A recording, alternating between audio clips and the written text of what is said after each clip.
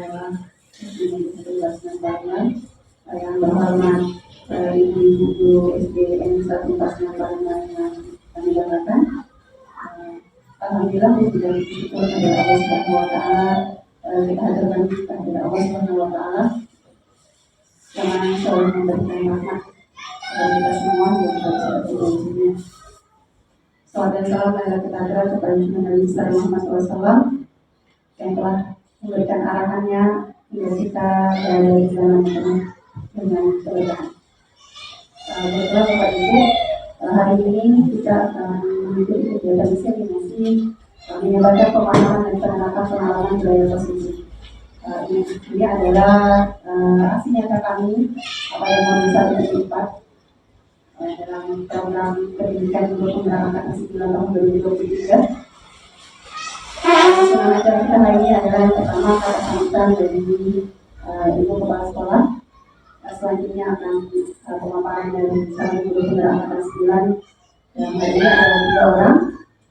Yang pertama Ibu Elvina Pikasari SPD, Ibu Elia Juliana SPD, dan Ibu Lisena SPD.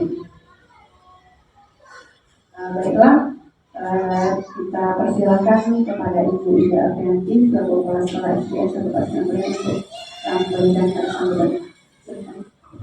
Assalamualaikum warahmatullahi wabarakatuh. Alhamdulillah, alhamdulillah. Kegiatan kita tentang berbagi praktik baik dengan penemu yang sedang melaksanakan program calon guru penggerak. Kegiatan ini sangat penting untuk berbagi, artinya sesuatu itu berbagi praktek baik untuk kemajuan kita bersama, dan kegiatan ini mudah-mudahan berdampak positif bagi kita guru-guru serta sekolah dan kualitas pembelajaran di SD Negeri 149 Palembang khususnya. Mudah-mudahan kegiatan-kegiatan seperti ini menjadi kegiatan yang rutinitas, kegiatan berbagi antara guru-guru sehingga semuanya mendapatkan ilmu, mendapatkan pengalaman, mendapatkan pengetahuan untuk meningkatkan kualitas diri, meningkatkan kualitas pembelajaran agar pelaksanaan pembelajaran di Negeri 149 Palembang semakin baik, kedepannya semakin maju, kualitas pendidikan semakin meningkat, kinerja guru-gurunya semakin bagus. Bisa dalam pelaksanaan kegiatan ini benar-benar berjalan dengan lancar sesuai dengan rencana, tidak ada hambatan apapun, dan menghasilkan masukan-masukan yang menambah motivasi, yang membuat kita semakin semangat dalam kegiatan belajar mengajar. Terima kasih atas kehadirannya. Mudah-mudahan kita semua selalu dalam lindungan Allah Subhanahu wa taala. Wabillahi taufiq wal hidayah. Wassalamualaikum warahmatullahi wabarakatuh. Baiklah, selanjutnya pemaparan dari calon guru penggerak angkatan 9 yang diawali oleh Ibu Elvina Pikasari. Waktu dan tempat kami berikan. Bismillahirrahmanirrahim. Assalamualaikum warahmatullahi wabarakatuh. Yang terhormat Ibu Ida Afianti selaku Kepala SD Negeri 149 Palembang, kami ucapkan terima kasih kepada Ibu sudah memberikan kesempatan kami dalam pelaksanaan kegiatan aksi nyata di pendidikan guru penggerak yang sedang kami jalani.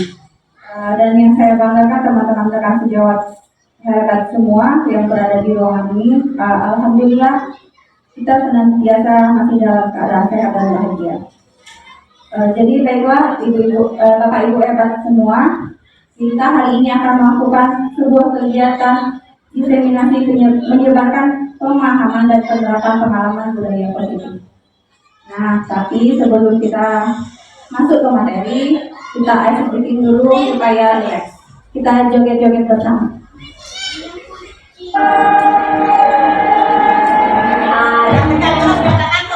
Boleh, Bapak Ibu boleh kita Kita berdiri, kita rilekskan dulu otot-otot ketegangan kita ya. Iya. Oke, boleh berdiri. Boleh diikuti videonya.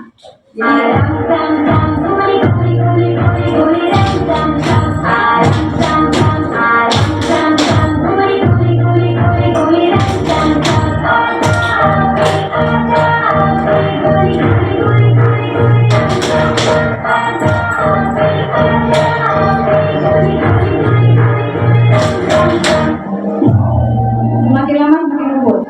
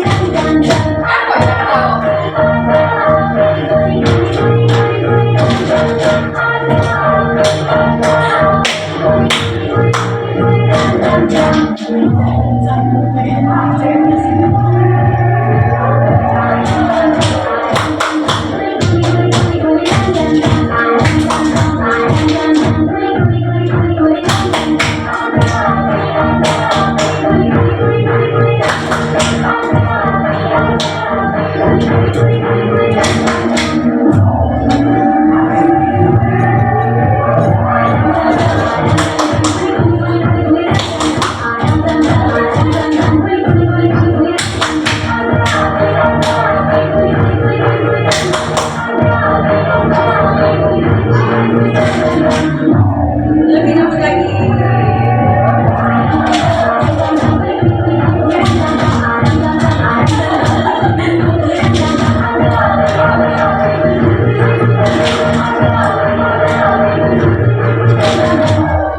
Oke, terima kasih.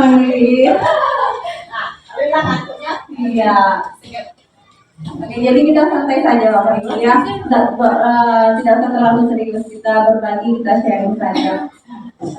Jadi di sini selamat datang para ibu hebat. Mari kita belajar bersama, berkolaborasi, saling mendukung demi mewujudkan disiplin positif di sekolah yang kita cintai SD Negeri 149 Palembang.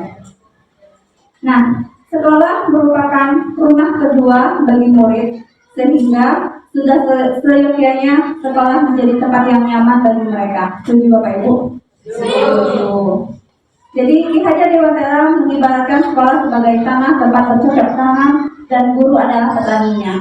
Nah, agar benih-benih yang ditanam dapat tumbuh dengan baik, seorang petani harus bisa menyiapkan tanah yang baik dan menjaga lingkungannya dari hal-hal yang dapat merusak tanaman. Kemudian ada pun konsep inti budaya positif yang akan kita lakukan sini adalah kita akan membahas 8 poin ini ya. Yang pertama perubahan. Gimana? Oh iya. Jadi perubahan paradigma belajar. Kemudian yang kedua kita membahas tentang disiplin positif. Yang ketiga membahas nilai-nilai kebajikan. Kemudian ada kebutuhan dasar manusia, motivasi perilaku manusia, posisi kontrol guru, keyakinan kelas, ketiga restitusi. Nah, yang pertama perubahan paradigma belajar. Jadi di sini ada sebuah permainan, bisa dikatakan permainan. Boleh nanti berpasangan sama teman sebangkunya. Ada A dan B. A itu Anda dan B itu teman sebelahnya, boleh. Kemudian sobeklah secari kertas kecil, tuliskan benda atau sesuatu yang sangat berharga untuk Anda. Jadi kita ibaratkan kertas itu adalah sesuatu yang berharga bagi kita. Kita letakkan di salah satu tangan Anda dan genggam benda atau sesuatu tersebut dengan segala daya. Buatlah sebuah kepalan. Jadi kita pegang tadi ya, kita simpan sesuatu yang berharga bagi kita tadi. Kemudian teman Anda akan mencoba dengan sekuat tenaga dengan berbagai cara untuk meminta Anda memberikan benda tersebut. Nah, yang B tadi boleh apa yang bisa dilakukan? Apa yang boleh dilakukan? B atau temannya tadi boleh membujuk, boleh mengancam, terus menghardik, merayu, menyuap apa saja supaya kita tadi buka kepala. Nah, Atau bisa dipraktekkan atau bisa dibayangkan apa yang akan terjadi? Boleh Bapak Ibu? Boleh? Boleh. Nah, atau boleh dibayangkan atau boleh dipraktekkan. Atau sesuatu tidak harus kertas, boleh misalkan kita punya yang bisa kita kepal, yang bisa kita kepal. Nah, boleh itu atau boleh ya boleh saja. Nah, boleh itu saja. Nah, ya. Nah, boleh nanti temannya tuh boleh merayu, boleh mengancam, boleh membujuk supaya temannya tadi membuka. Ya, boleh. Jadi yang satunya menggenggam, yang satunya merayu supaya kepalanya. Nah, buka lagi kalau udah buka, udah makan bakso gitu. Nah, gitu kan boleh apa? Iya, boleh mengancam, boleh apa saja yang kita lakukan. Cara kita. Ya. Atau boleh simulasi nih. Siapa yang bersedia ke depan? Nih, ada Ibu Dewi dan ada Ibu Elia yang akan mensimulasikannya seperti apa?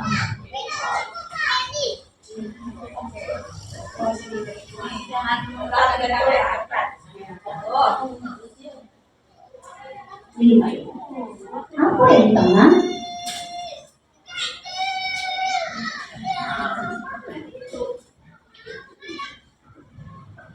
Gak ada.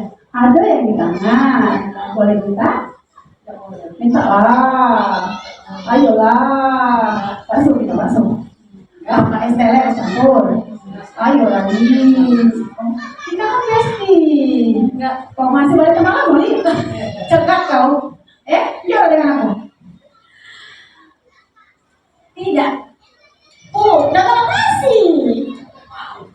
Oke. Jadi yang akan kita pelajari di sini tadi Ibu Dewi sudah melakukan berbagai cara. Dia pertama membujuk, kemudian dia mengancam ya.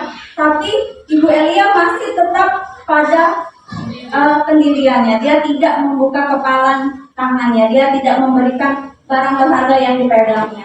Jadi kesimpulannya apa? Kesimpulannya adalah tentu kita sendiri yang memegang kontrol atas kepalan kita. Benar? Iya. Apakah kita membuka atau menutup kepala tangan kita itu tergantung pada diri kita. Kalau kita makan loloan nanti sudah terbuka tadi kan. Nah, kalau kita takut tadi terbuka pula tangan kita tadi kan.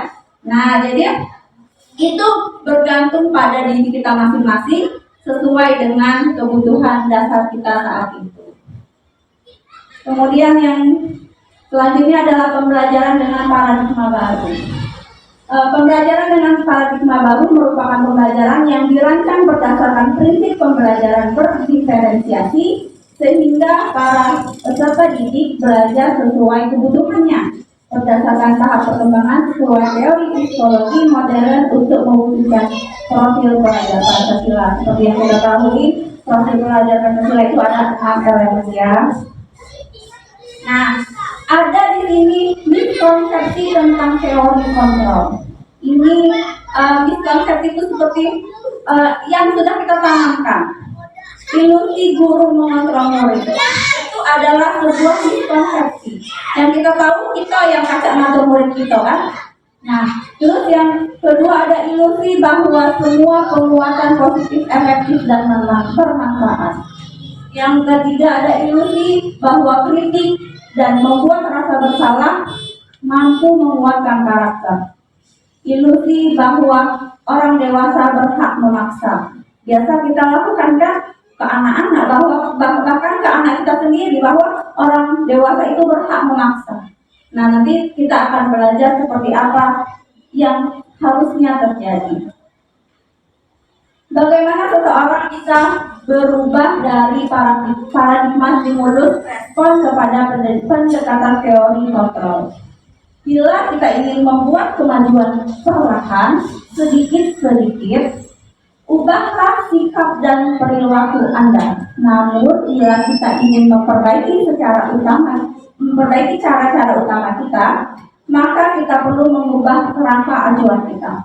Ubahlah bagaimana Anda melihat dunia, bagaimana Anda berpikir tentang manusia. Ubahlah paradigma Anda, skema pemahaman dan penjelasan aspek-aspek tertentu tentang realitas. Nah, kalau kita mau berubah, pasti kita juga harus berubah dulu dari dirinya, ya. Kita harus berubah, kita harus itu bagaimana kita cara melihat dunia, bagaimana kita berpikir tentang manusia. Kita harus dari diri kita dulu kita berubah. Kemudian ada mengubah paradigma stimulus respon ke pendekatan teori kontrol. Nah, ada stimulus respon dan ada teori kontrol. Yang pertama adalah realitas atau kebutuhan kita sama. Biasanya kita seperti itu, ya. Sama katanya tuh, anak-anak itu sama, kebutuhannya sama. Tapi nyatanya realita atau kebutuhan kita itu berbeda. Anak-anak itu beda. Kemudian ada semua orang melihat hal yang sama. Pada teori kontrolnya, setiap orang memiliki gambaran berbeda. Nah, kita pikirnya padahal gunung itu melengkung kayak itu benar, ya. Nah, biasanya sama kan kita kalau gunung tuh tegak, melengkung kayak itulah gunung. Padahal gunung itu ada yang batu-batu, ada yang mengkok-mengkok. Nah, kita itu, ya, gambaran kita setiap orang itu berbeda. Yang ketiga ada kita mencoba mengubah orang agar berpandangan sama dengan kita. Kita harus berusaha memahami pandangan orang lain tentang dunia. Nah, kita tidak bisa memaksakan untuk orang itu sama dengan kita. Kemudian ada perilaku buruk dilihat sebagai suatu kesalahan. Semua perilaku memiliki tujuan. Nah, ini nanti juga kita akan bahas bahwa kalau kita melakukan kesalahan itu salah, itu buruk. Tapi tidak nyatanya semua perilaku memiliki tujuannya apa. Yang selanjutnya ada orang lain bisa mengontrol saya. Hanya Anda yang bisa mengontrol diri Anda. Seperti yang sudah kita lakukan tadi bahwa ya hanya kita yang bisa mengontrol diri kita, hanya kita yang bisa membuka kepala tangan kita yang seperti yang kita lakukan tadi.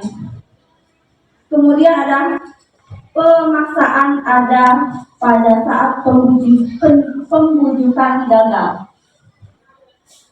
Teori kontrolnya kolaborasi dan konsensus menciptakan pilihan-pilihan baru. Kemudian ada yang terakhir model berpikir menang atau kalah. Teori kontrolnya model berpikir menang-menang. Tidak lagi kita nak ngomongin menang kalah, tapi kita sama-sama menang. Nah, kita lanjut ke materi disiplin positif. Dalam hal ini, seorang guru harus mengusahakan sekolah menjadi lingkungan yang menyenangkan, menjaga dan melindungi murid dari hal-hal yang tidak baik sehingga tercipta iklim pembelajaran yang positif di lingkungan sekolah. Nah, makna disiplin, apa sih makna disiplin itu sendiri? Di situ ada teorinya. Disiplin berasal dari kata disiplina yang berarti belajar. Disiplin mengacu pada disiplin diri yang memiliki tanggung jawab terhadap apa yang dilakukannya berdasarkan nilai-nilai yang diyakini. Kemudian ada makna disiplin positif, merupakan salah satu cara penerapan disiplin yang bertujuan untuk menumbuhkan kesadaran serta memberdayakan peserta didik tanpa imbalan, penghargaan atau reward, ancaman atau hukuman. Nah, sebagai pendidik, tujuan kita itu adalah menciptakan peserta didik yang memiliki disiplin diri, sehingga mereka berperilaku mengacu pada nilai-nilai kebajikan universal dan memiliki motivasi intrinsik dalam perubahan perilaku ke arah yang lebih baik. Nah, ini adalah teorinya dulu, nanti prakteknya, nanti penjelasan selanjutnya itu ada di penjelasan selanjutnya.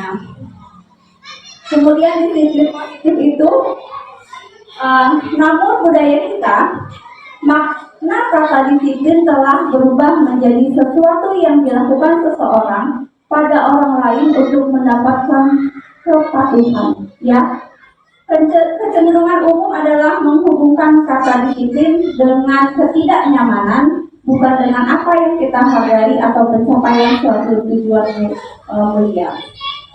Sebagai pendidik, tujuan kita adalah menciptakan peserta didik yang memiliki disiplin diri, sehingga mereka berperilaku mengacu pada nilai-nilai kebajikan universal dan memiliki motivasi intrinsik dalam perubahan perilaku yang ke arah lebih baik. Nah, adapun nilai-nilai kebajikannya. Dalam menciptakan lingkungan belajar yang positif, perlu dilakukan kebiasaan-kebiasaan yang dapat menggiring siswa pada pemenuhan keyakinan akan nilai-nilai kebajikan. Dari kebiasaan-kebiasaan tersebut, maka akan tercipta budaya positif di sekolah. Nilai-nilai kebajikan yang saat ini ingin dicapai adalah dalam kurikulum adalah karakter profil pelajar Pancasila. Dengan membentuk budaya positif di sekolah diharapkan dapat membentuk karakter profil pelajar Pancasila dalam diri siswa. Sebenarnya nilai-nilai tersebut bersifat universal dan lintas bahasa, suku, bangsa, agama maupun latar belakang. Nah, selanjutnya ada beberapa kebutuhan dasar manusia. Apa sih kebutuhan dasar manusia itu? Nah, kebutuhan dasar manusia adalah segala sesuatu yang kita lakukan untuk mendapatkan apa yang kita inginkan. Seluruh tindakan yang kita lakukan memiliki tujuan tertentu, dan semua usaha terbaik yang kita lakukan adalah dalam rangka agar kebutuhan dasar kita terpenuhi dengan baik. Ini ada 5 kebutuhan dasar manusia. Yang pertama itu ada bertahan hidup. Bertahan hidup itu ada makanan, pakaian, tempat tinggal, keamanan, kesehatan. Yang kedua ada kasih sayang dan rasa terima kasih. Kasih sayang dan rasa diterima. Rasa diterima diperlukan berbagi kerjasama menjadi bagian dalam kelompok. Kemudian ada penguasaan. Penguasaan itu harga diri, keinginan untuk dianggap, memimpin, berprestasi, diakui, didengar. Kemudian kebebasan itu mandiri, memiliki pilihan, mencoba hal baru, mampu mengendalikan arah dirinya. Yang terakhir ada kesenangan, bermain, humor, antusiasme, dan takwa. Nah, 5 kebutuhan dasar manusia ini akan kita bahas lebih lanjut di segitiga ada ya. Nah, itu nanti segitiga restriksi adalah penyelesaian masalah. Nah, di sini kita menyangkutnya, kenapa anak itu melakukan kesalahan yang dia lakukan, yang kita anggap itu sebuah kesalahan. Bisa jadi dia untuk bertahan hidup, bisa jadi dia untuk merasa kasih sayang. Nah, kemudian ada penguasaan, kebebasan, dan kesenangan. Itulah kebutuhan dasar manusia. Nah, kemudian selanjutnya ada motivasi perilaku manusia. Nah, untuk materi motivasi perilaku manusia akan dibahas lebih lanjut oleh Ibu Elia. Kepada Ibu Elia kami persilakan. Terima kasih. Assalamualaikum warahmatullahi wabarakatuh. Untuk materi selanjutnya, Bapak Ibu, kita lanjut ke motivasi perilaku manusia. Sekarang kita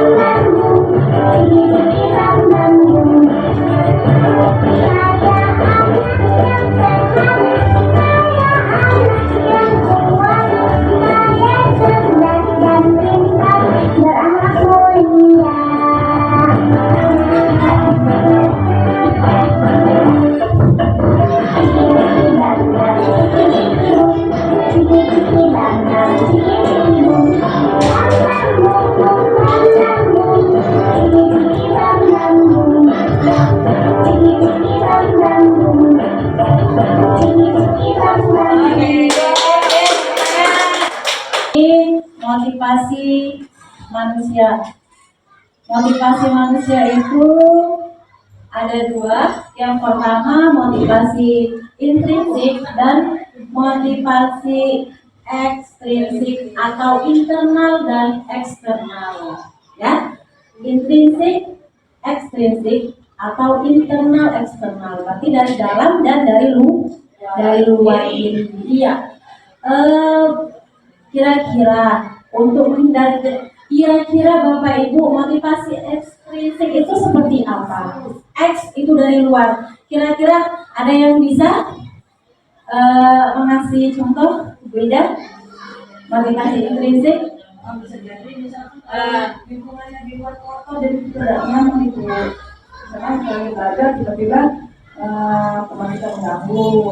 Nah, itu juga termasuk gangguan yang dari luar itu. Jadi kita nggak nyaman. Oke. Pertanyaan. Ada yang tahu motivasi intrinsik itu seperti apa, Pak Rozi? Yang dari dalam diri itu. Ekstrinsik atau eksternal itu dari luar diri manusia. Yang intrinsik atau internal itu dari dalam diri manusia. Itu motivasi apa? Coba, Pak Rozi, bisa dari dalam. Untuk menjadi orang yang mereka inginkan dan menghargai diri sendiri dengan nilai-nilai yang mereka percaya. Ya, oke, boleh tepuk tangan juga. Bapak Ibu, motivasi intrinsik dan motivasi eksternal. Motivasi eksternal itu adalah motivasi yang datang dari luar diri kita. Contoh, ketika kita mau bekerja, akan tetapi kita mau melakukannya ketika ada kepala sekolah dan ingin dipuji oleh kepala sekolah, baru kita mau melakukan sesuatu, mau datang tepat waktu karena ingin dipuji, mau bekerja di sekolah karena ingin dipuji, bukan datang dari dalam dirinya sendiri, bertanggung jawab, disiplin, datang dari dalam diri. Oh, ini adalah pekerjaanku, harus aku bertanggung jawab. Hari ini aku datangnya jam berapa? Aku harus datang pukul sekian. Itu datang dari diri kita, bukan dari orang lain. Tuh, bukan minta dipuji. Aku hari ini mau datang jam sekian karena aku nggak dipuji oleh ibu kepala sekolah. Tidak. Itu datangnya dari dalam diri kita, karena kita punya keyakinan di dalam diri kita, yaitu yang dijelaskan oleh Ibu Bina tadi, nilai-nilai kebajikan tadi. Kita harus memiliki nilai-nilai kebajikan. Kita itu bekerja harus dengan nilai-nilai kebajikan. Yang pertama, kita harus disiplin. Kita mau mendisiplinkan anak didik, kita harus disiplin dulu sebagai guru. Bagaimana kita mau disiplinkan anak didik sedangkan kita saja tidak disiplin? Kita ingin membentuk karakter anak berakhlak mulia, berkarakter, bertanggung jawab. Itu kita dulu sebagai guru harus bertanggung jawab agar murid-murid kita itu menjadi contoh. Jangan kita bisa marah, mencari kesalahan, ngotot-ngotot, mentang-mentang guru, kita maunya menang sendiri, itu tidak boleh. Dan nilai kebajikannya. Nah, tadi sudah dijelaskan belum tadi nilai-nilai kebajikan? Sudah kan? Nah, selanjutnya sudah ngerti belum, Bu? Kalau motivasi intrinsik itu motivasi yang ada pada diri kita sendiri, mau melakukan sesuatu itu berdasarkan nilai-nilai kebajikan tadi. Tapi kalau motivasi eksternal itu adalah motivasi ketika dapat hadiah, ketika dapat reward, ketika dipuji oleh atasan, baru. Tapi ketika tidak dipuji oleh atasan, tidak mau bekerja. Nah, itulah kira-kira motivasi eksternal atau ekstrinsik tadi. Oke, lanjut. Sekarang ada hukuman, ada konsekuensi, ada restitusi. Hukuman itu yang seperti apa? Tidak terencana, tiba-tiba. Murid tidak tahu apa yang akan terjadi, tidak dilibatkan, bersifat satu arah, berupa hukuman fisik atau psikis. Itulah guru. Tapi kita selalu menyalahkan siswa. Kita tidak sadar diri kita sudah disiplin belum, diri kita sudah menanamkan nilai-nilai kebajikan belum pada diri kita. Kita harus kembalikan kepada diri kita dulu, baru kita marah-marah ke anak, murid. Konsekuensi terencana, disepakati sesuai peraturan. Murid tetap dibuat tidak nyaman. Sikap guru selalu memonitor murid, selalu konsekuensi. Apa peraturan kita? Coba ingat dengan peraturan kita. Ngancam saya itu kan? Itu tidak boleh. Restitusi, proses menciptakan kondisi bagi murid untuk memperbaiki kesalahan. Nah, ini kita bahas nanti di akhir. Ada yang namanya segitiga restitusi. Tindakan guru, hukuman atau konsekuensi. Silakan Bapak Ibu, kita sama-sama menjawab. Benar atau salah itu biasa. Itu ada soal tindakan guru itu Bu, tindakan kita sehari-hari sebagai guru. Yang pertama, mencatat 100 kali di dalam buku kalimat, saya tidak akan terlambat lagi. Karena terlambat di sekolah, karena terlambat ke sekolah, dia disuruh mencatat 100 kali di dalam buku buat kalimat, tuh? Iya. Kira-kira itu hukuman atau konsekuensi itu Bu? Hukuman. Oke, lanjut ya. Hukuman jawaban tadi. Tindakan guru yang kedua, lari mengelilingi lapangan basket 2 kali karena terlambat hadir di sekolah. Hukuman atau konsekuensi itu? Hukuman. Yang ketiga, tindakan guru, murid diminta untuk push up 15 kali karena tidak menggunakan masker ke sekolah. Hukuman atau konsekuensi? Hukuman. Tindakan guru selanjutnya menggantikan kertas tugas teman yang telah dicoret-coret. Hukuman atau konsekuensi? Konsekuensi.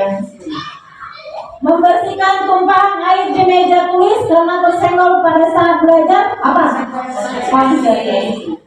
Murid disuruh untuk mengenakan sepatu seharian di sekolah karena tidak mengenakan sepatu hitam. Hukuman atau konsekuensi? Hukuman.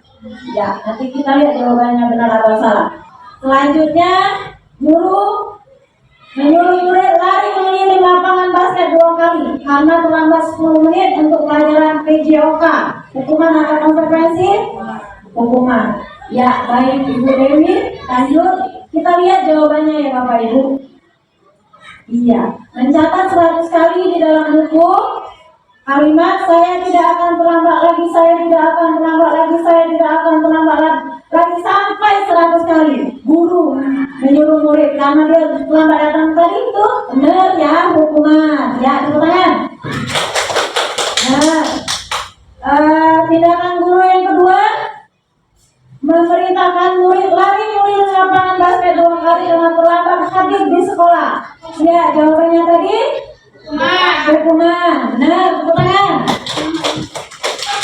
Ketiga, guru menyuruh murid diminta untuk push up 15 kali karena tidak menggunakan masker ke sekolah. Itu termasuk hukuman tadi ya? Ya, benar. Selanjutnya menggantikan kertas tugas teman yang telah dicoret-coret. Apa itu tadi? Ya, konsekuensi. Membersihkan tumpahan air di meja tulis karena tersenggol pada saat belajar.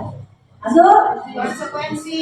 Iya. Terus guru, tindakan guru, murid disuruh untuk mengenakan sepatu seharian di sekolah karena tidak mengenakan sepatu hitam. Itu termasuk hukuman. Lari mengelilingi lapangan basket 2 kali karena terlambat 10 menit untuk pelajaran PJOK. Termasuk konsekuensi. Ya, kira-kira antara konsekuensi dan hukuman sudah mengerti belum Bapak Ibu perbedaannya?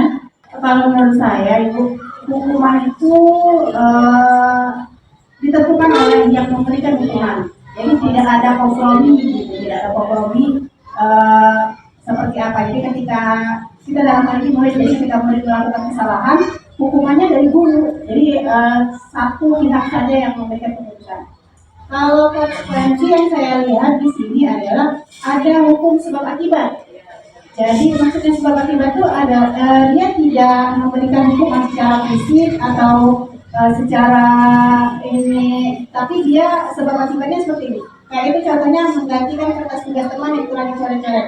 Karena dia mencoret-coret kertas temannya, hukumannya adalah mengganti kertas yang dicoret. Jadi memang sesuai dengan apa yang dia lakukan. Kalau yang di atas itu kan dia terlambat ke sekolah, tapi hukumannya disuruh mencatat. Jadi kan tidak ada sinkronnya, Bu, antara terlambat dengan nulis. Nah, kalau konsekuensi itu dia sinkron. Jadi apa yang kita lakukan, itulah yang akan kita perbaiki. Jadi kalau kita lagi nyoret kertas teman, mungkin konsekuensinya mengganti kertas yang kita coret. Lalu ada lagi, karena kita menumpahkan air di meja tulis itu karena tersenggol, jadi konsekuensinya kita harus membersihkan tumpahan air itu. Jadi memang istilahnya itu adalah yang kita dapatkan dari yang kita lakukan itu adalah sesuai dengan yang kita lakukan. Nah, kalau hukuman agak timpang, kesalahannya telat tapi hukumannya disuruh nulis. Tidak pakai sepatu, hukumannya disuruh pakai sepatu seharian. Terserah guru, ya, dan itu biasanya tidak tertulis secara berdasarkan peraturan, Bu. Gimana itu, Bu? Nah, ini ada posisi kontrol guru Bapak Ibu. Di sini kira-kira Bapak Ibu sudah berada di posisi kontrol guru. Kira-kira Bapak Ibu sudah berada di posisi yang mana Bapak Ibu? Apakah posisi penghukum? Apakah posisi pembuat merasa bersalah pada siswa? Apakah menganggap siswa itu sebagai teman? Atau sebagai kalian kita guru sebagai pemantau? Apakah Bapak Ibu sudah menjadi manajer? Di posisi manakah Bapak Ibu sekarang? Kadang jadi penghukum, kadang jadi kawan. Posisi di mana? Oh, di semua posisi. Oke. Tergantung kondisi. Nah, kita emosi lagi dan buruk, posisinya penghukum. Nah, ini posisi penghukum. Posisi penghukum, ciri-cirinya bernada tinggi, bahasa tubuhnya masa melotot, dari nunduk-nunduk menghabis. Biasa kan di kelas seperti itu? Ada ya? Tidak, wanita tidak. Ada pernah menatap, ya. Apa? Pak Rosi, posisinya di mana? Benar tidak posisi penghukum? Sekali-sekali Pak Rosi ya. Iya. Kata-kata sering terlontarkan oleh guru di dalam kelas ketika ada siswa yang terlambat. Terlambat lagi, pasti terlambat lagi. Selalu datang terlambat. Padahal kapan bisa datang tepat waktu? Itu adalah hukum. Siswa tadi jadi takut, jadi down, apalagi depresi bisa jadi.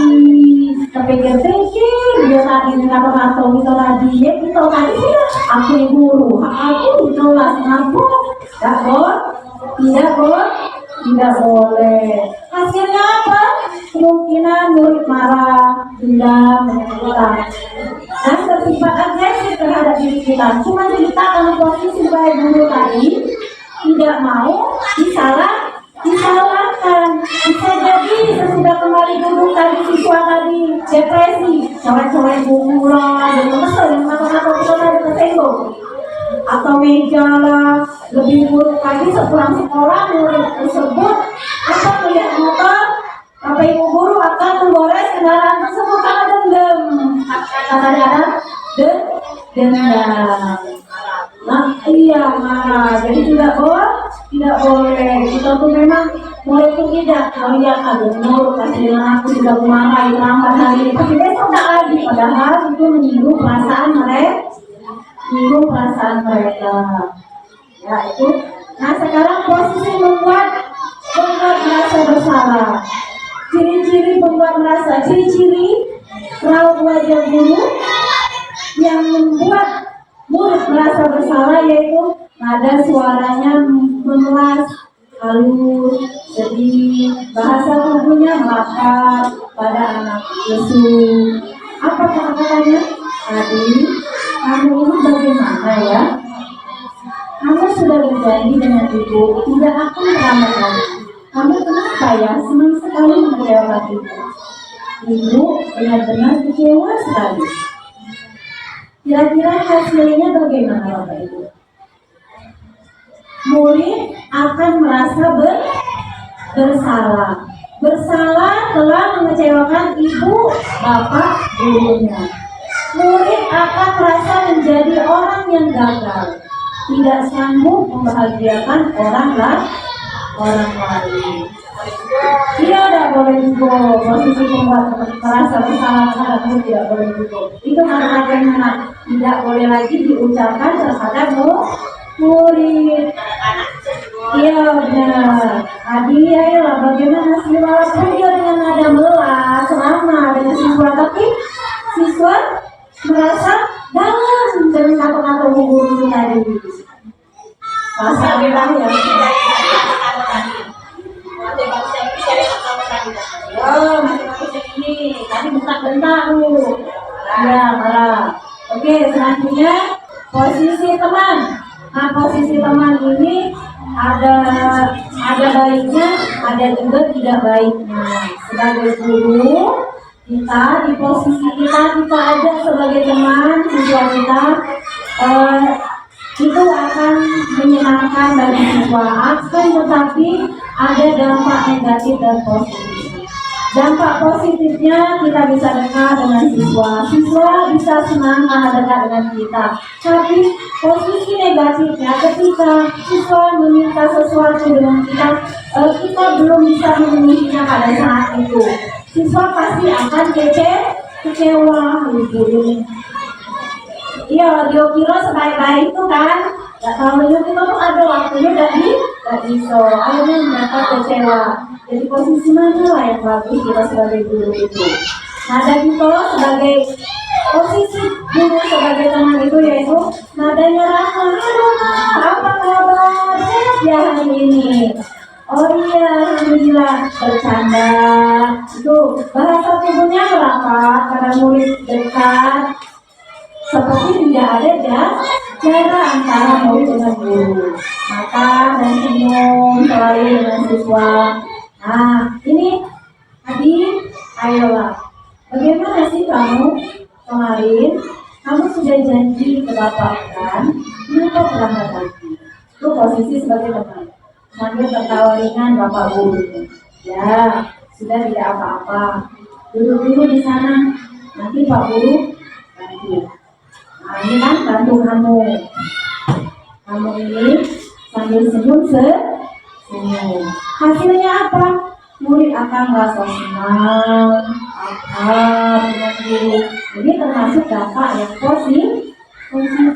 Hanya saja di sisi negatif murid menjadi ketergantungan pada guru tersebut. Bila ada masalah, dia merasa bisa mengandalkan guru tersebut untuk memperjuangkan mereka, untuk membantunya. Akibat lain dari posisi teman, Adik hanya akan berubah sesuatu bila guru adalah guru tersebut. Guru yang lain dicuekinya karena merasa dia tidak akrab, ya, dan belum tentu berlaku sama dengan guru atau orang lain. Jadi di posisi yang mana lah kira-kira kita sebagai guru itu yang baik dan bagus? Coba. Posisi pemantau yang tepat. Yang khas nada suara datar, bahasa tubuh yang formal. Tuh, guru sama adik guru. Adik, tahukah kamu jam berapa kita memulai? Tahu Kak? Kamu terlambat 15 menit. Apakah kamu sudah mengerti konsekuensi yang harus dilakukan bila terlambat? Paham Pak? Saya harus tinggal kelas pada jam istirahat nanti dan mengerjakan tugas ketertinggalan saya guru. Ya benar, nanti pada saat jam istirahat kamu harus tinggal di kelas untuk menyelesaikan tugas yang tertinggal tadi. Saya tunggu. Nah, di sini posisi guru adalah sebagai pemantau. Pemantau di sini kayaknya dia sudah menaruh ada aturan di sini ya. Ada aturan di dalam memantau. Jadi ketika siswa itu datang terlambat, yang ditanya Pak Guru itu adalah jam berapa. Konsekuensi dengan teratur peraturan guru sebagai pemantau. Hasilnya apa? Murid memahami konsekuensi yang harus dijalankan karena telah melanggar salah satu peraturan sekolah. Murid tidak tidak nyaman dengan harus tinggal kelas pada waktu jam istirahat sendirian, bisa nyatet yang tertinggal tadi. Rasanya tidak enak kalau kita udah itu ya. Tidak boleh lagi dilakukan ke siswa. Siswa itu sekarang sudah merdeka.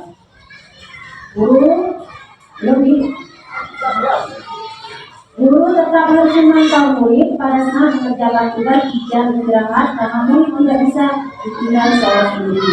Nah tuh, kalau siswanya tinggal tertentu menyatu dengan suruh tadi, walaupun nyantet juga dia paling ikut nilai awalnya main dia pasti main juga. Jadi jangan terkontrol. Nah ini posisi manajer. Khas nada suara tulus. Bahasa tubuh gurunya tidak kaku. Mendekat ke murid. Tuh ada percakapan antara guru dan adik. Guru, adik, apakah kamu mengetahui jam berapa sekolah dimulai? Adik, tahu Pak, jam 7. Guru, ya, jadi kamu terlambat. Kira-kira bagaimana kamu akan memperbaiki masalah ini? Atau sebenarnya ada yang nunggu dan mencari solusi permasalahan itu kepada adik. Adik, saya bisa menanyakan teman saya Pak untuk mengajar tugas yang tertinggal. Adik, itu bisa dilakukan. Apakah besok akan ada masalah untuk kamu agar bisa hadir tepat waktu ke sekolah? Adik, tidak Pak, saya bisa hadir tepat waktu.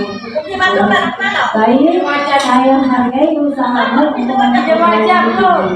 Nah, di posisi ini Bapak Ibu,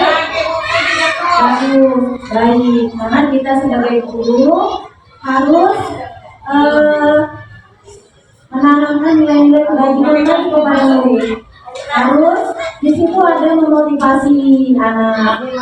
Terus dia tahu solusinya bagaimana agar dia tidak datang terlambat lagi ke sekolah.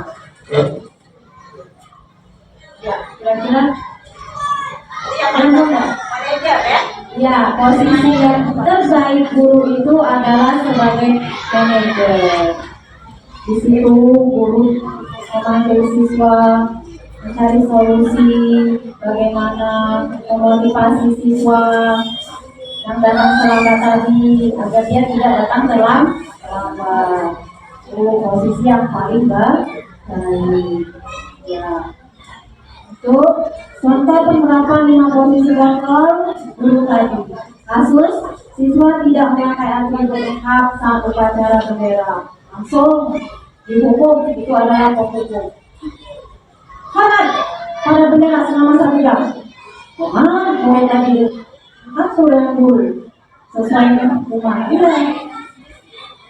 Kedua adalah pembuat merasa bersalah. Apa kata-katanya? Berapa kali ibu bapak memberitahu kamu selalu saja mengecewakan ibu bapak. Terus membuat merasa bersalah. Di posisi teman, kasus yang di atas ini masih posisi 5 kontrol tadi, ini posisi teman. Ayo dong ikuti aturan sekolah. Tolong bantu ibu bapak ya sekali ini. Ya sudah tidak apa-apa. Sekali ini ya sudah tidak apa-apa. Lain kali jangan sampai berbuat seperti ini lagi ya. Itu posisi sebagai teman. Ketika kita posisi sebagai pemantau, kamu sudah melakukan peraturan sekolah, kamu tahu konsekuensinya. Setelah upacara, kamu beri atribut kooperasi, dan jangan diulang lagi ya. Nah, posisi sebagai pemantau. Nah, ini kalau kita posisi sebagai manajer. Apakah kamu tahu kesalahanmu? Sudah kamu lapor. Pasti dia jawab kan? Tahu. Kira-kira bagaimana kamu memperbaiki kesalahan kamu? Siswa, tapi aku harus tengok jadwal, harus masang jadwal. Sebelum di sekolah kamu harus beli jadwal, biar tidak salah pakai baju seragam. Yuk, menggunakan sendiri. Bagaimana cara memperbaiki kesalahan yang dilakukan dan terus Sadar diri itu, iya, dia kesalahan untuk nilai-nilai kebaikan tadi. Terus selanjutnya, masuk siswa tidak memakai atribut dan keyakinan kelas. Keyakinan kelas CGP yang Ibu Dewi Iselina. Assalamualaikum Tadi Ibu Elvina sudah membahas tentang paradigma pembelajaran baru, tentang teori kontrol. Ibu Elia baru saja membahas tentang kita sebagai motivasi dan sebagai posisi yang ada pemukul, ada sebagai teman, ada pemantau, lalu manajer. Sebenarnya secara tidak langsung, tanpa kita sadari sebenarnya sudah kita lakukan semua Bapak Ibu ya. Sebenarnya kita sudah berada di posisi itu semua. Hanya saja memang tergantung situasi dan kondisinya biasanya ya. Ya karena nggak mungkin juga anaknya nggak ngapa-ngapain, nggak ada kesalahan apapun, tiba-tiba kita ngasih hukumannya nggak mungkin juga ya Bapak Ibu. Tapi memang dari kelima posisi kontrol tersebut ada yang paling baik. Seperti yang sudah disampaikan bahwasanya yang paling baik adalah posisi kontrol sebagai manajer. Kenapa? Karena kita nggak langsung tumpuk-tumpuk ketika anak salah langsung ngasih hukuman, gitu kan? Nggak langsung cuma kayak Desti ya udah lewat aja nggak dihukum, nggak dikasih nasihat gitu. Atau kita cuma sebagai kayak CCTV mantau. Oh kamu berbuat kesalahan, peraturannya seperti ini, konsekuensinya seperti ini, laksanakan. Tapi kita sebagai manajer, kenapa? Karena kita manusia ya Bapak Ibu ya, yang punya hati, yang punya perasaan, yang menghadapi juga seorang manusia yang punya hati dan perasaan. Jadi tetap harus kita tanya dengan hati. Ketika dia melakukan kesalahan, kenapa nak? Alasannya apa nak? Kok bisa begitu nak? Kira-kira kamu tahu nggak nak aturan kita apa? Lalu bagaimana caranya kita mengatasi, solusinya bagaimana? Ya kan? Seperti itu. Itu yang namanya proses kontrol sebagai manajer. Jadi memang kita tuh pakai komplit ya Bapak Ibu ya. Nggak cuma harus melihat secara kasat mata apa yang terjadi, tapi juga harus melihat alasan apa yang ada di baliknya perilaku anak didik kita. Baiklah, yang selanjutnya kita membahas tentang keyakinan kelas. Nah, Bapak Ibu sudah pernah dengar tentang istilah keyakinan kelas? Kalau peraturan sudah biasa ya Bapak Ibu ya, peraturan di setiap tata tertib itu ada. Kalau keyakinan kelas nih Bapak Ibu, sudah pernah dengar belum? Atau sudah pernah dilakukan belum? Keyakinan kelas. Kalau kita berdasarkan ke agama, keyakinan itu adalah sesuatu hal yang kita yakini, yang kita pegang teguh, ya Bapak Ibu ya, yang kita laksanakan dalam kehidupan kita, dalam hubungan kita dengan Tuhan. Tapi kalau keyakinan kelas, nah kita skip dulu. Biar ada segar bugar, yuk kita ice dulu.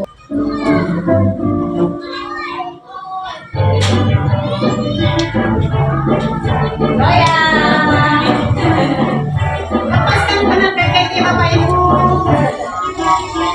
Tangan diputar putar,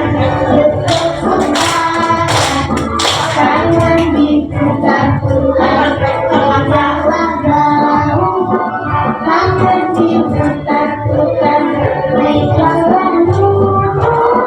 Goyang, goyang, goyang, goyang, tangan diputar putar.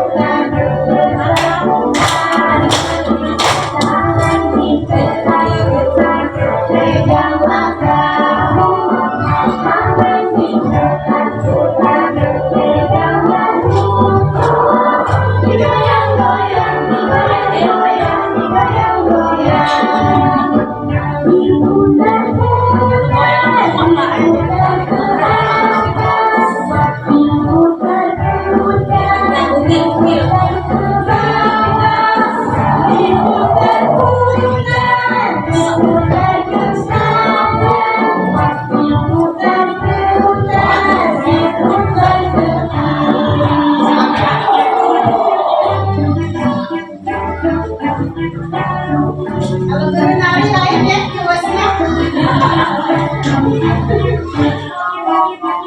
Tangan diputar-putar berkeputar, jangan diputar-putar sepegang wajahmu.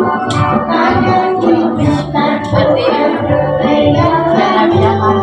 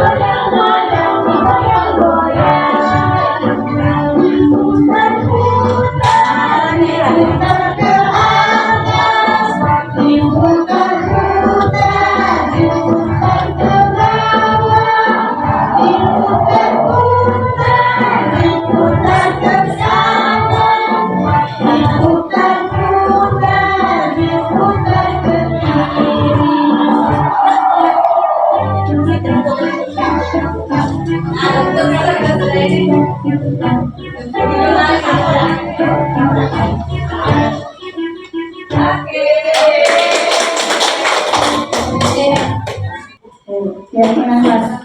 Seperti pertanyaan saya awal tadi, mengapa keyakinan kelas, mengapa bukan peraturan kelas? Kalau selama ini kan kita tahunya peraturan ya Bapak Ibu ya, peraturan, tata tertib. Nah sekarang ada kata-kata keyakinan kelas. Lagi balik-balik ke keyakinan agama ya. Kalau menurut Bapak Ibu, kenapa harus keyakinan kelas? Keyakinan Bapak Ibu. Menurut Bu Nurma, keyakinan apa sih Bu? Menurut saya kalau keyakinan kelas itu umum, secara umum kita menggunakan keyakinan kelas atau peraturan kelas. Kalau keyakinan kelas itu kita mengetahui keyakinan kelas kita sendiri, anak-anaknya, kan anak-anak kita itu berbeda dengan anak-anak kelas lain. Nah, jadi kalau menurut saya, kalau untuk saya itu saya gunakan keyakinan kelas karena individunya berbeda. Oke, tepuk tangan Bapak Ibu. Yakin, rumah yakin sama kelasnya. Ya, itu keyakinan kelas. Individunya kan berbeda dengan kelas lain. Nah, kalau menurut si Ibu Masalah. kalau sekolah nih, menurut Ibu keyakinan kelas itu apa sih Bu? Kalau keyakinan kelas itu baru dengar ini. Keyakinan kelas, soalnya keyakinan beragama. Peraturan kelas juga Ibu dengar. Nah, jadi bagus nih, menurut di sini Ibu pengen tahu apa sih keyakinan kelas itu. Nah, karena baru pertama kali ini dengar Ibu, kalau dari kata-kata keyakinan kelas, Ibu bisa dapat pemahaman tentang apa? Kalau dari kata-katamu. Kelas yang yakin kelas. Jadi di kelas itu punya keyakinan, mungkin di kelas itu punya sesuatu yang mereka yakini, yang mereka terapkan, yang mereka sepakati mungkin. Tapi aku penasaran juga nih Dewi, apa sih keyakinan kelas itu? Keyakinan tauhid, keyakinan beragama, kayaknya. Berarti bakal dapat ilmu baru nih. Ini pokoknya Ibu tentang belajar sepanjang saya itu benar. Jadi mampu Ibu guru, disuruh guru-guru itu. Nggak harus sih, harus berbagi dari luar. Kita sesama kita berbagi. Ibu baik sebagai kepala sekolah belum tentu bisa menguasai kalau memang penting. Tidak perlu Ibu pakai psikologi. Benar kata dia tadi. Jadi sebenarnya Ibu tuh pengen semuanya dengar. Tapi karena kalau Ibu nak melebur terus itu kak salah dulu kali ini sih yang baik lebur nanti yang punya waktu untuk komunikasi menyampaikan dengan wali murid. Yang pagi mungkin terlalu mendadak karena mendadak juga sih kegiatannya tuh kan Ibu tuh. Jadi bagus ini masuk Ibu juga harus banyak-banyak mendengar. Mungkin dari yang kamu sampaikan tadi pemantau teman, Ibu jadi pikir-pikir juga Ibu sebagai apa sih? Apalagi sebagai penghukum mudah-mudahan ya. Sebagai manajer rasanya belum. Tadi mungkin dari sini kita bisa belajar. Oh lebih baik itu jadi manajer, ya. Manajer banyak dia jadi rumah. Artinya di sini kita nambah ilmu, kita bisa berubah ke yang lebih baik. Itu bagus. Apa makanya Ibu suruh kamu keluar, justru kamu menimba ilmu karena mungkin Ibu Dewi nggak bisa nambahin ilmu kamu, mungkin banyak ilmu kamu dari Ibu kan. Oji sama topik lo ngeket ibu CGP.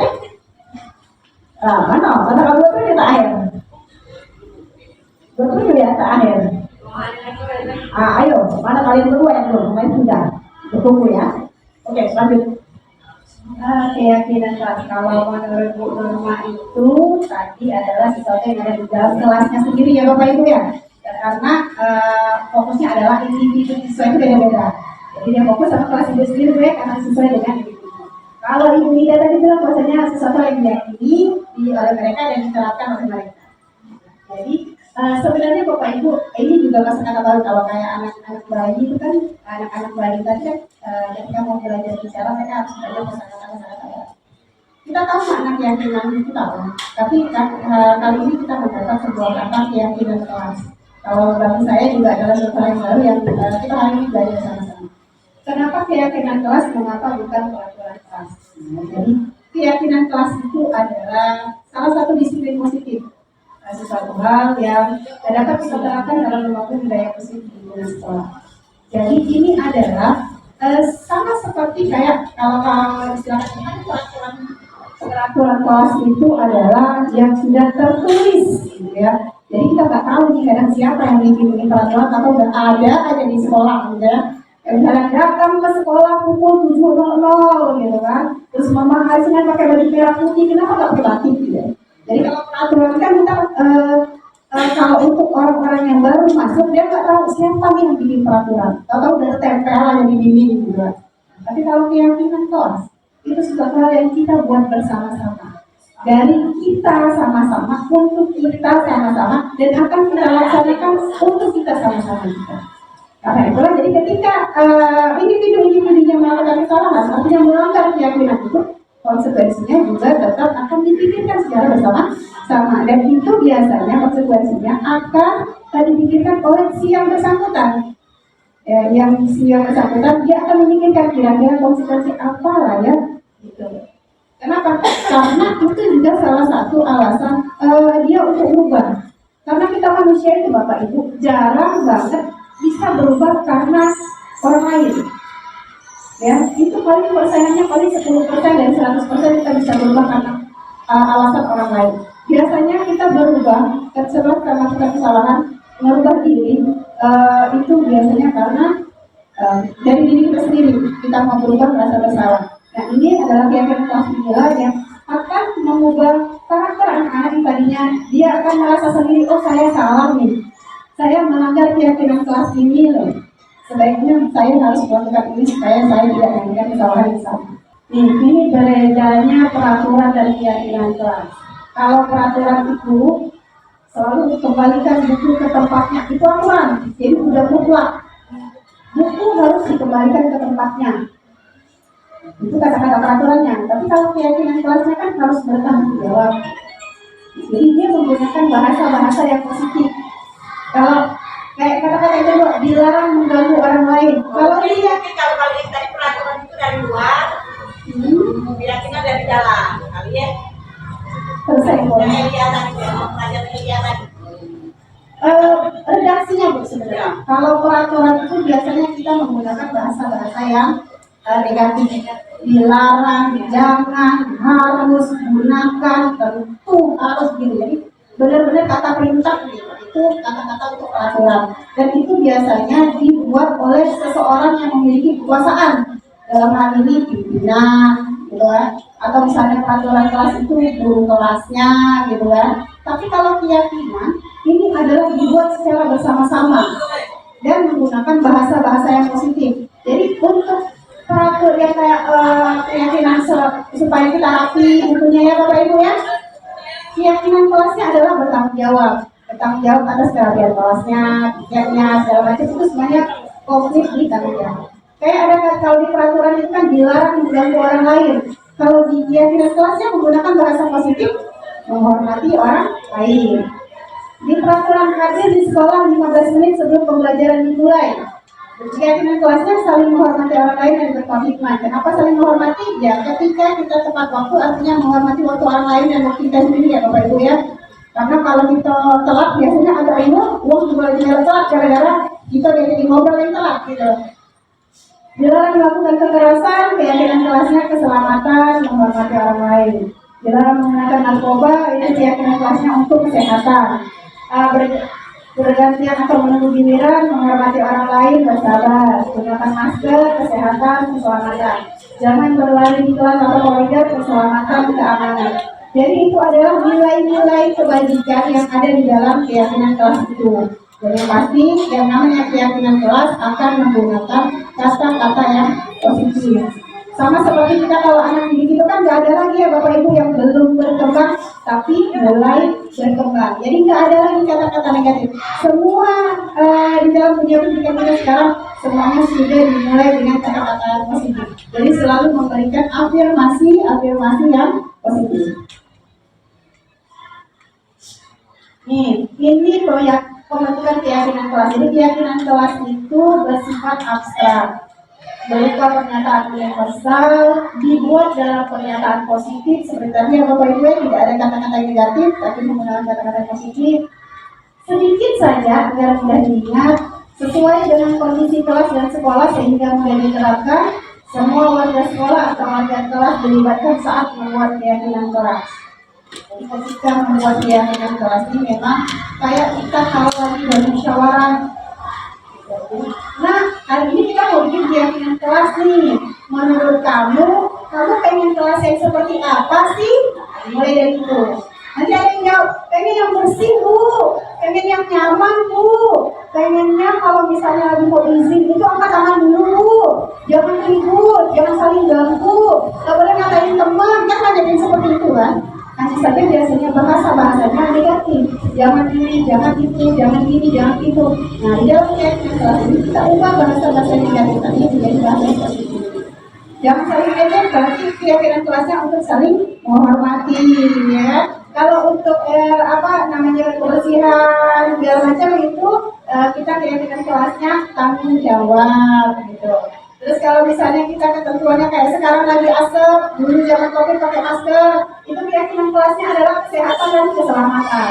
Karena selain itu kita juga untuk orang lain. Jadi yang pasti ini menggunakan kata-kata yang selalu sifatnya positif. Dan yang pasti di peraturan itu kan biasanya datang ke sekolah tepat waktu minimal 15 menit sebelum jam masuk. Macamnya ada catatan mak gitu ya.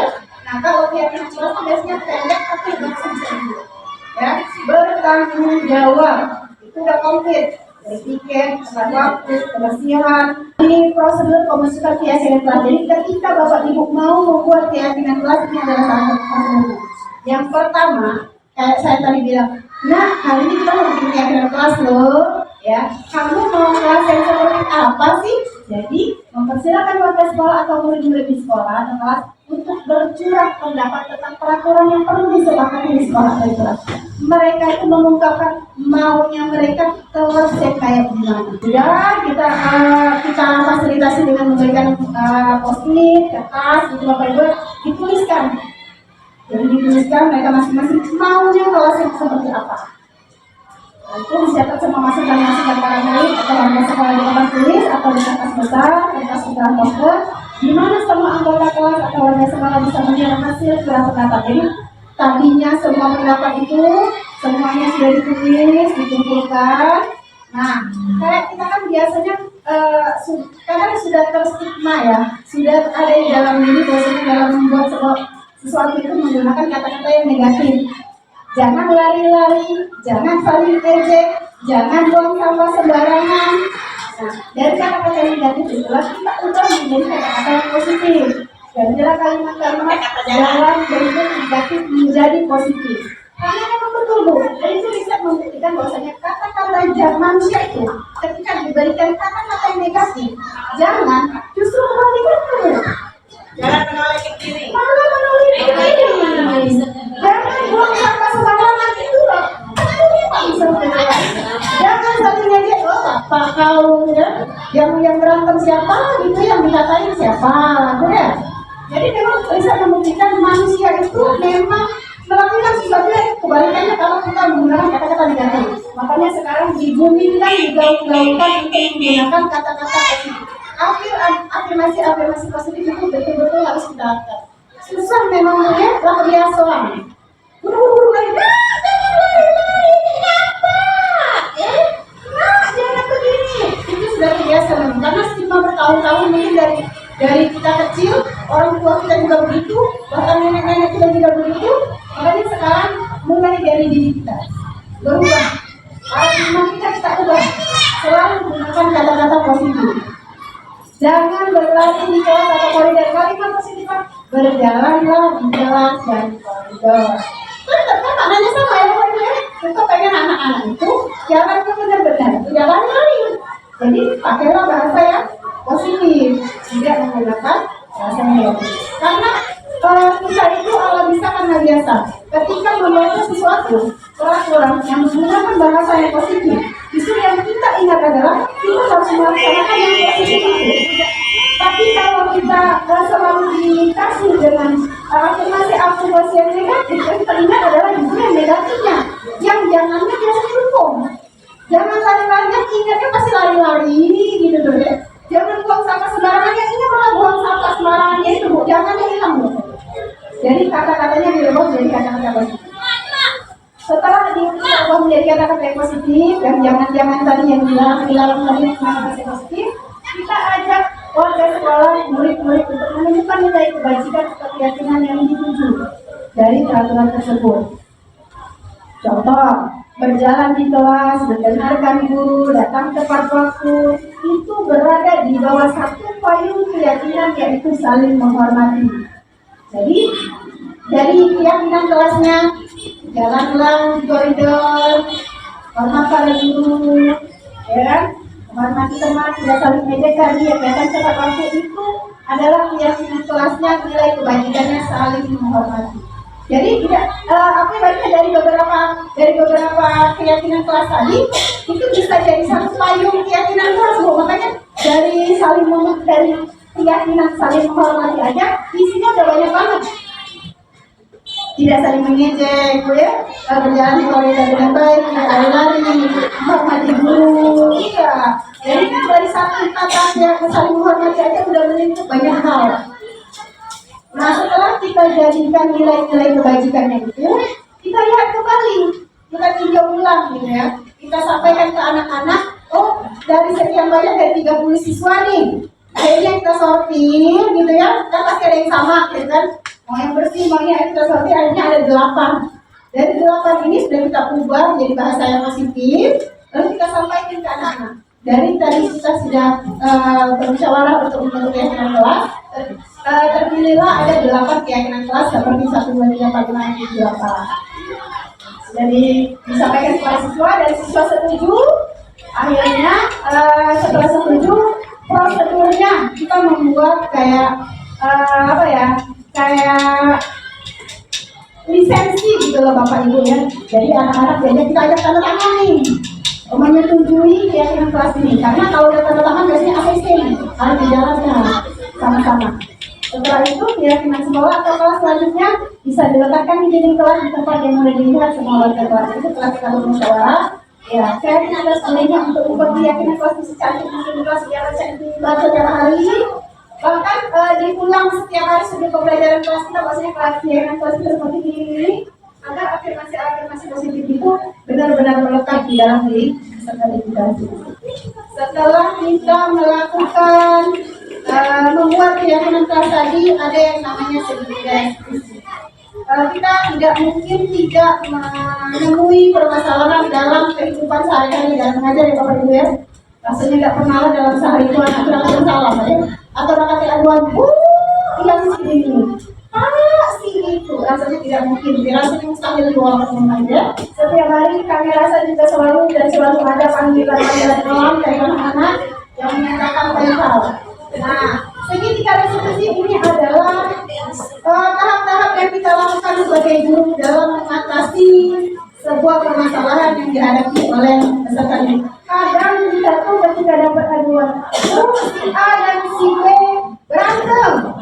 Karena kita biasanya tuh cuma nanya, A kenapa, B kenapa, dibeberin, oh berarti yang A salah, B yang ini udah minta maaf, setelah ini selesai. Biasanya seperti itu ya Bapak Ibu ya. Prosedurnya adalah kita mendengarkan A, mendengarkan B, melihat permasalahannya, saling bermaaf, apa solusinya. Setelah itu selesai kan seperti itu. Di sini kita akan belajar tentang segitiga restitusi, yaitu suatu proses dialog yang guru dan siswa. Kalau kita dalam hal guru dan siswa ya, sebenarnya segitiga restitusi itu bisa dipakai dalam semua aspek kehidupan kita, Bapak Ibu. Tapi kita fokus ke dalam guru dan siswa. Suatu proses dialog yang dilakukan dijalankan oleh guru agar dapat menghasilkan murid yang mandiri dan bertanggung jawab. Kenapa mandiri dan bertanggung jawab? Karena dari mencari masalah, mencari solusi, dan bagaimana cara mengatasinya, semuanya dikembalikan kepada peserta didik. Kita sebagai apa? Tetap sebagai fasilitator, sebagai manajer yang menuntun peserta didik kita sesuai dengan filosofi kajian kelompok. Jadi tidak lagi tuh kayak kita, oh ya udah dia yang kesana, kamu minta maaf, kamu udah kesana gitu kan. Tidak lagi seperti itu. Sebaiknya tahapan segitiga restitusi ini kita laksanakan dalam hal sebagai guru dan murid dalam kehidupan sehari-hari. Semua ada yang bisa.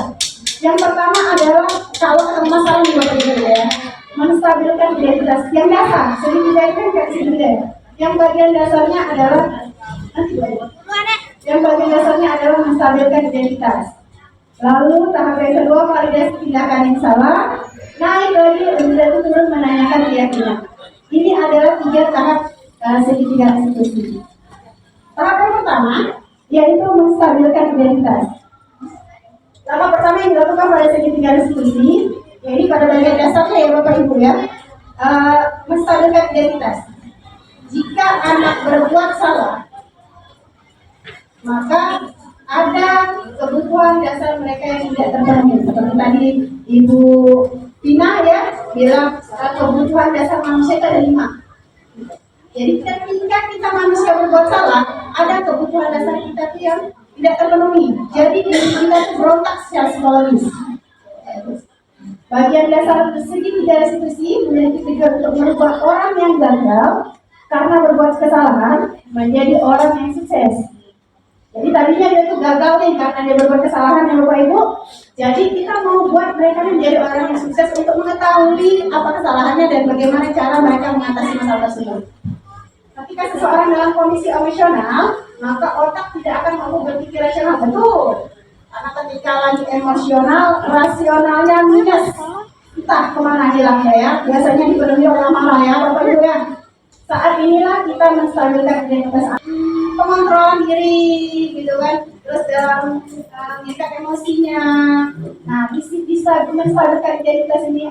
Inilah yang ketika mereka dalam kondisi emosional melakukan kesalahan, kita menstabilkan mereka untuk tahu apa sih kesalahannya, bagaimana mereka. Dari kita tahap menstabilkan identitas itu, berdasarkan prinsip membuat kesalahan adalah bagian dari proses pembelajaran. Selalu kita bilang manusia itu tempatnya salah dan lupa dan juga dosa ya Bapak Ibu ya. Jadi yang namanya berbuat salah itu manusiawi, tidak ada manusia yang sempurna. Bahasa kita ketika kita menstabilkan identitas dalam tahap segitiga restitusi itu, biasanya kita menyampaikan dengan anak, berbuat salah itu wajar nak, tidak ada manusia yang sempurna. Bapak Ibu juga pernah kok melakukannya. Karena apa ya? Karena kita pernah jadi anak murid ya Bapak Ibu ya. Karena nggak langsung jadi guru, kita juga pernah jadi anak murid yang pernah juga bandelnya, yang pernah juga berbuat kesalahan yang sama gitu kan. Tapi kita memberikan pemahaman kepada peserta didik, bahwasanya kita itu tidak mencari siapa yang salah. Bapak Ibu di sini tidak mencari siapa yang salah, tetapi Bapak dan Ibu ingin mencari solusi dari permasalahan ini. Nah, ketika dia bertanya, kamu kenapa nak kok marah? Iya Bu, dia ngatain bapak aku, kan? Jadi kita tanya kenapa? Aku marah Bu, soalnya kamu itu bapak aku. Bapak dibawa-bawa ya kan. Biasanya anak-anak kita begitu ya Bapak Ibu ya. Bahkan di zaman kita pun sama, yang berantem siapa, yang dibawa bapaknya siapa gitu ya. Dan itu dia merasa marah, tidak terima. Jadi kita menstabilkan identitasnya, memvalidasi emosi apa yang dia rasakan saat itu. Marahkah, kecewakah, sedihkah, gitu kan. Terus kita juga memvalidasi kesalahan apa yang mereka buat saat itu. Misalnya ketika berantem dia pukul temannya, ya kan? Atau misalnya ketika dia lagi nulis nyoret buku temannya. Saat menstabilkan identitas inilah kita memvalidasi emosinya, memvalidasi kesalahannya apa, supaya jelas.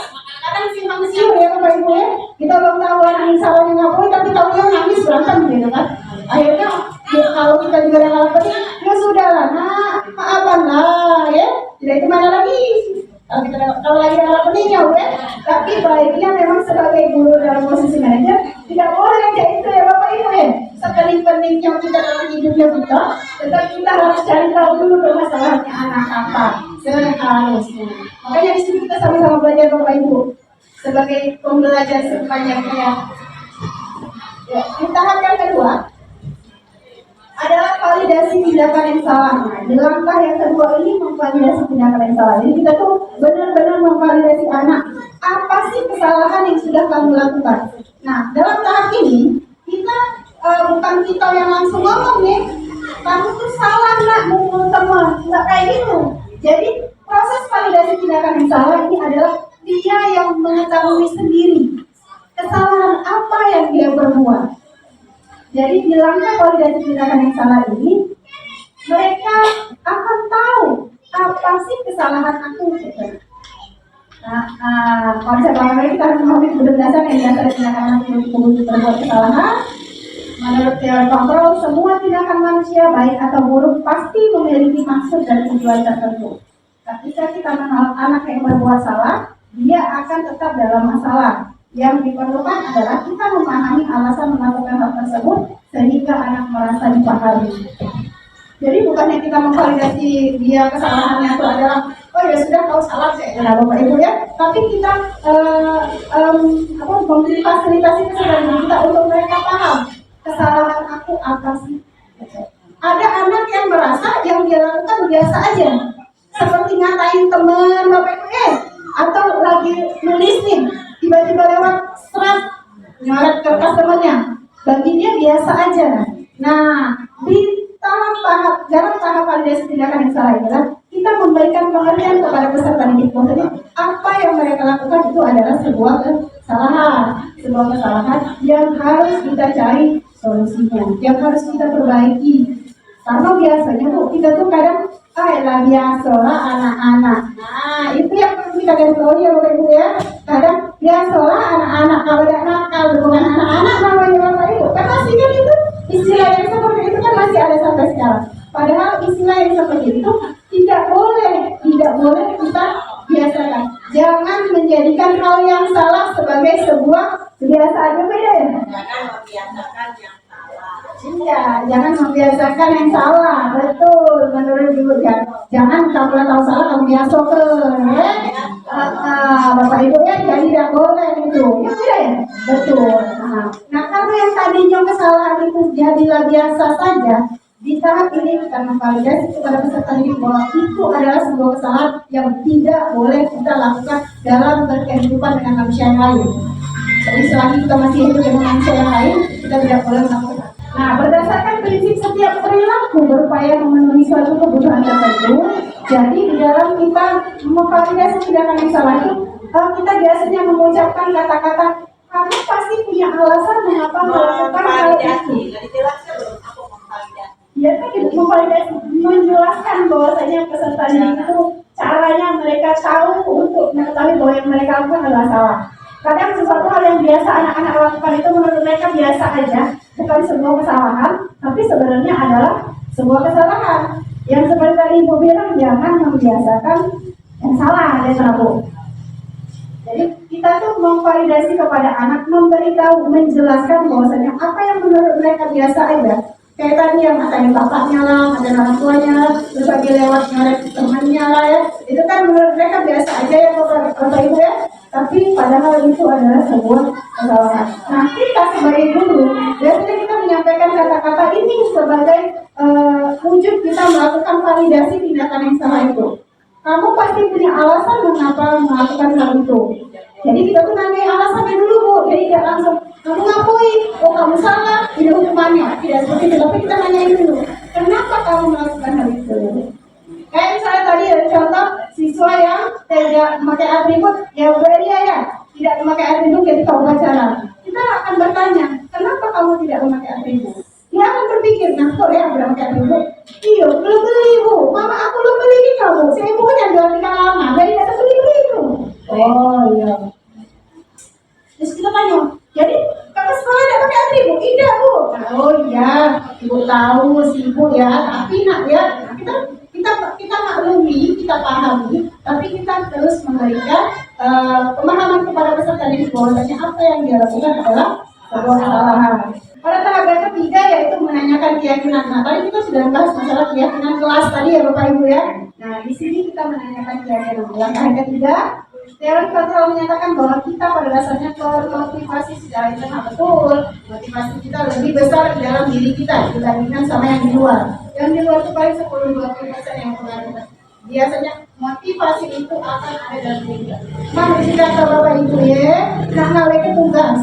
Mau kata orang luar sana, ayo semangat, ayo kerjakan gitu. Mana jika ke badan itu ada lesunya, mungkin ngantuknya, ada nanti doa yang namanya. Kira-kira tugas itu selesai ya Bapak Ibu? Pasti tidak selesai ya Bu ya. Nah, yang pasti adalah motivasi secara internal dari dalam diri kita itu adalah motivasi yang sangat kuat untuk diri kita. Ketika langkah 1 tadi yang menstabilkan identitas, yang kedua memvalidasi perbuatan peserta didik tadi sudah dilakukan, maka anak-anak ketika dia sudah tahu dia berbuat salah, dia tahu bahwasanya sikap dia salah, kita bisa sambungkan dari kesalahan tadi dengan keyakinan kelas kita tadi Bu, yang bertanggung jawab, saling menghormati ya. Nah kita bisa langsung tanyain, ketika tadi anak tidak pakai atribut, kita tanya, kira-kira menurut kamu keyakinan kelas apa yang sudah kamu langgar? Dipikir, oh iya ada tanggung jawab, ada saling menghormati, oh tidak bertanggung jawab Bu, ya kan? Karena tidak memakai atribut, dia paham bahwasanya dia salah dan dia tahu bahwasanya keyakinan kelas yang kita buat bersama sudah saya langgar.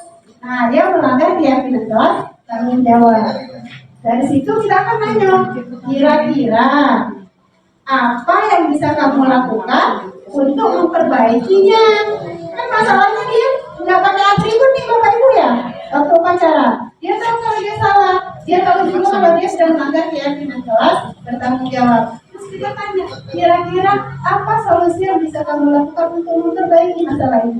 Dia mikir lagi, oh iya Bu, saya harus beli atributnya, biar pakai bajunya lengkap, gitu kan ya? Oke. Nah di sini prosesnya tidak ada yang kita sebagai guru langsung serta merta menunjuk atau memberikan sebuah ketentuan bahwasanya ini salah, kamu harus melakukan ini, begini dan begini.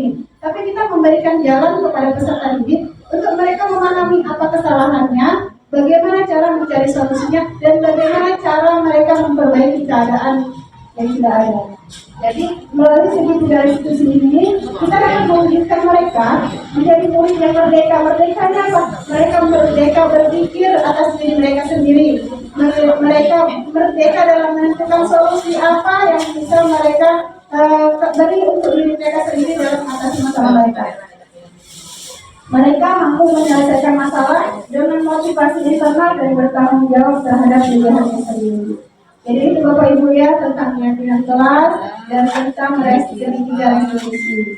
Mulai dari sekarang kita tahu kan segitiga restitusi ya Bapak Ibu ya. Nah kalau kita nih biasanya fase segitiga restitusinya biasanya ada lompat. Ya Bapak Ibu ya, bukan tidak kita kerjain, sudah kita kerjain tapi fasenya lompat. Biasanya ketika ada masalah kita langsung nanya, nah apa masalahnya, penjelasan dari 1, 2, oh berarti masalahnya seperti ini, solusinya baiknya seperti ini. Biasanya kita sebagai pemberi solusi. Jadi kali ini di segitiga restitusi semuanya kita kembalikan kepada peserta didik. Kita buat anak kita untuk merdeka berpikir tentang kesalahannya, solusinya, dan bagaimana caranya mereka memperbaiki apa yang sudah terjadi. Ya Bapak Ibu ya, berubah itu berat betul, tapi tidak ada perubahan yang terjadi kalau kita tidak bergerak walaupun sedikit. Jadi kalau tadinya duduk di sebelah sini ya Bapak Ibu ya, kalau tidak bergerak, udah bergerak jadi ke sini. Ya kira-kira ya. Kalau kayak di pramuka ya, 1 langkah ke kanan jalan. Kalau kata jalannya bersih tidak gerak Bapak Ibu. Dalam apa-apa pramuka itu 1 langkah ke kanan. Mana pada sampai besok kan bergerak. Tapi kalau 1 langkah ke kanan, jalan langsung bergerak ke kanan. Seperti itu juga perubahan itu tidak tidak mudah. Bukan seperti membalikan telapak tangan betul, tapi tidak ada yang mustahil ketika kita mau menjalankannya, walaupun itu secara perlahan, tertatih-tatih atau berjarah-jarah gitu ya. Jadi saya harap ketika kami sudah melakukan pembebasan ini, ilmu yang tidak seberapa ini Bapak Ibu yang kami dapatkan dari pendidikan kami sebagai calon guru penggerak angkatan 9 bisa kami tularkan kepada Bapak Ibu semua. Kita sama-sama berkolaborasi, bekerja sama, menjadi guru yang terbaik untuk anak didik kita.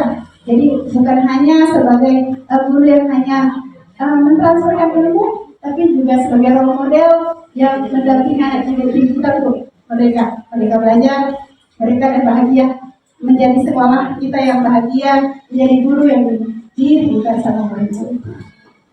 Mungkin hanya itu Ibu dan Bapak sekalian.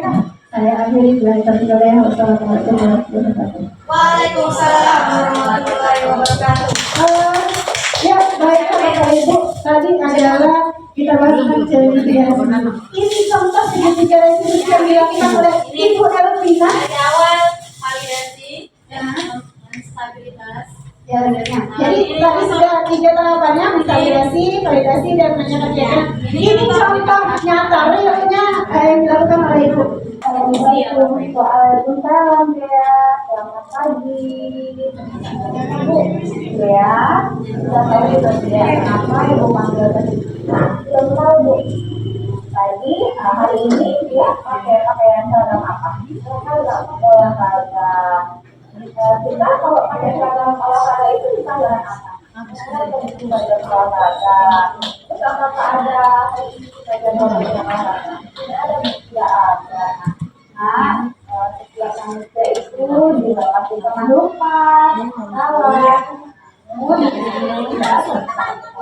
Dia intinya bagaimana supaya dia tidak lagi salah memakai pakaian.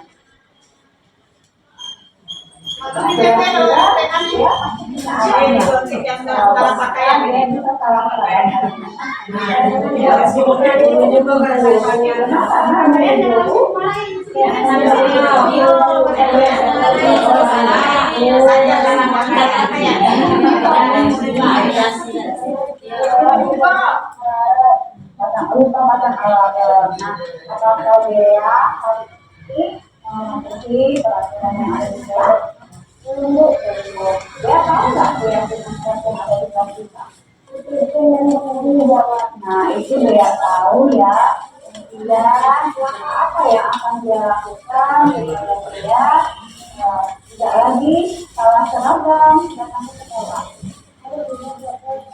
Sebelum pergi ke sekolah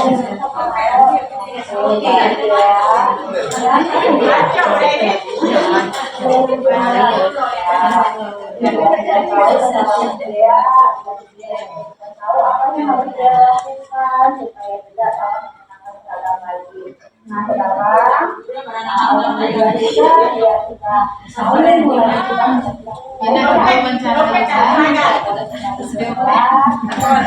lagi jam olahraga bukan? Jadi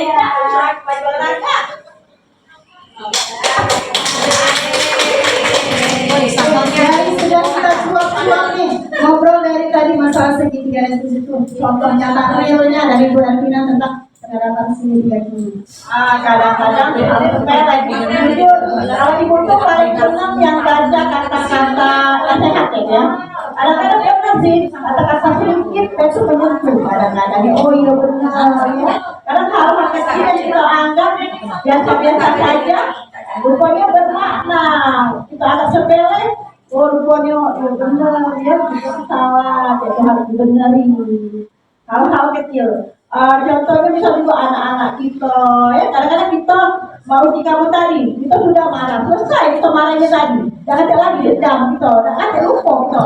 Tapi bagi anak-anak itu membekas, bisa bikin dia dendam, bisa bikin dia marah, bikin dia jadi pendendam, bikin dia jadi hilang semangat, ada dampaknya. Kalau kita tadi malah sayang sebenarnya, tapi karena salah cara kita tadi, dampaknya tidak sesuai harapan.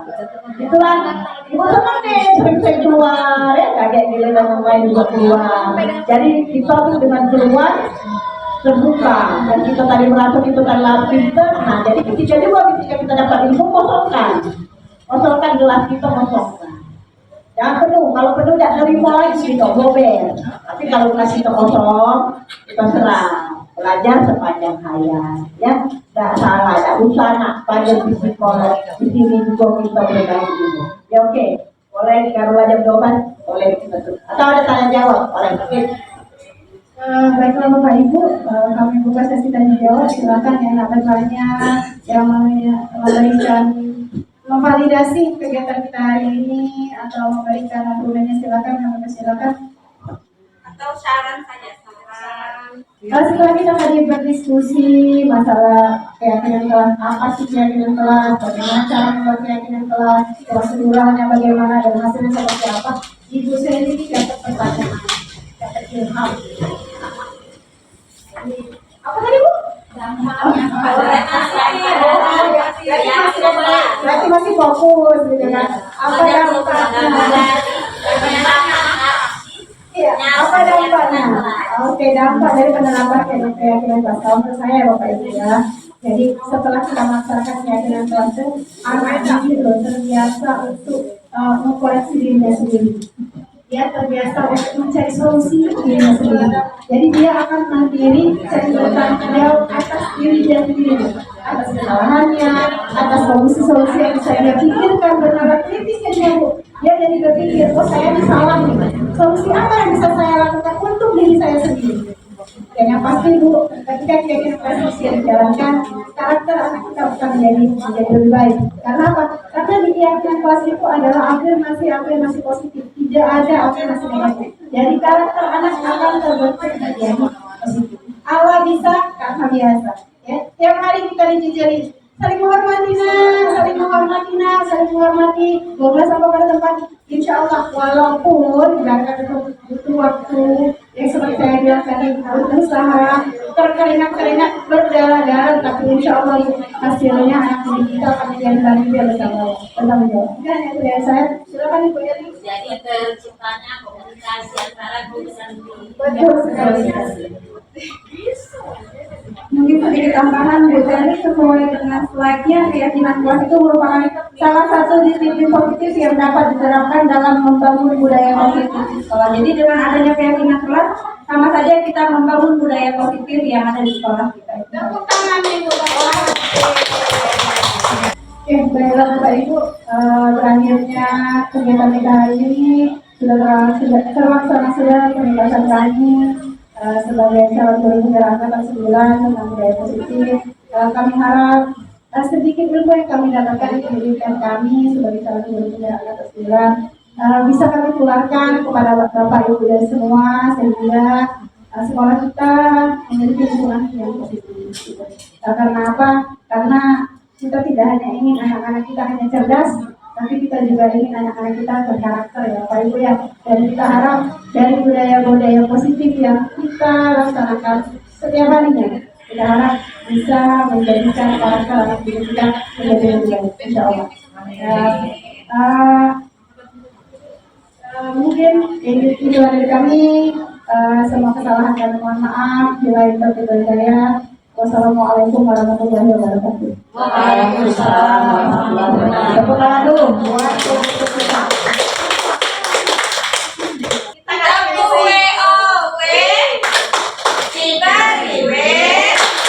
Diberi O, diberi W. Wow.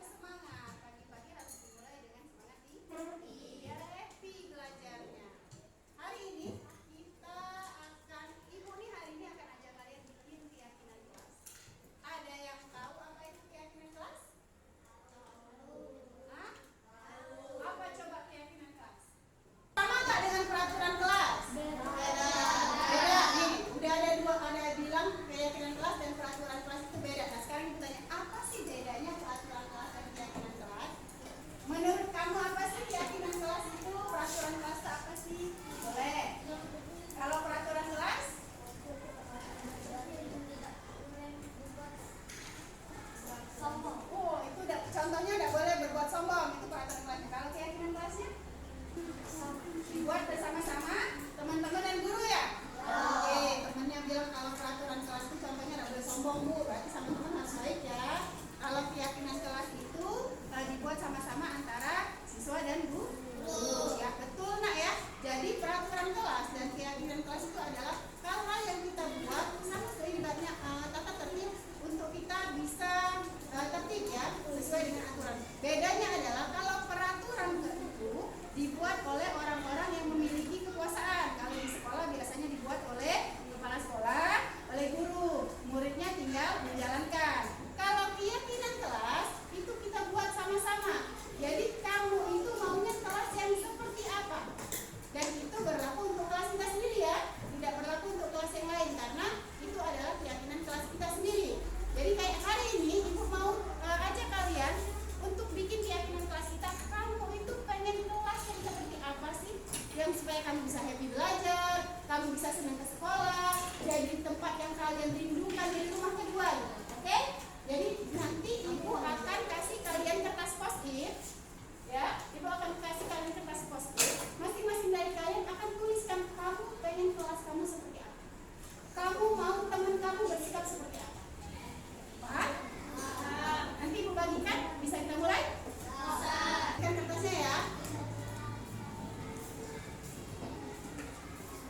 Tulisnya jangan kebalik nak. Ada lem di atasnya itu bagian atas ya. Nanti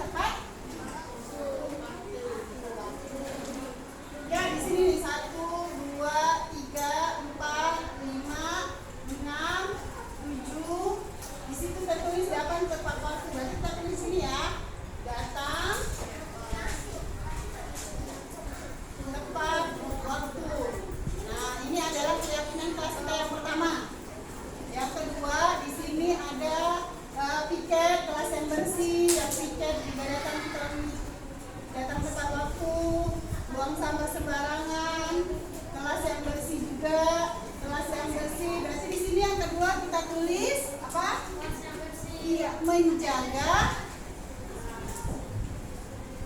kebersihan. Iya, kalau menjaga kebersihan ini berarti kelasnya bersih, rapi, yang ketiga datang tepat waktu dan melaksanakan tugas sesuai jadwal ya.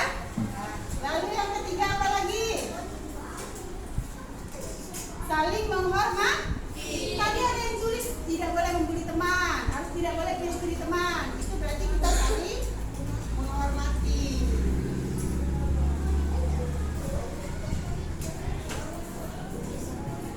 Apalagi aktif di seluruh pelajaran. Ingin hiasan di sekolah, di kelas di pojok baca, tidak sombong, rapi. Oh berarti ada yang rapi, menjaga kebersihan dan kerapian ya di sini ya. Kita tambah ini.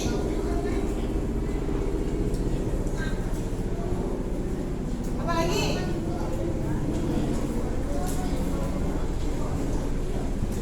Memakai pakaian sesuai jadwal. Berarti apa?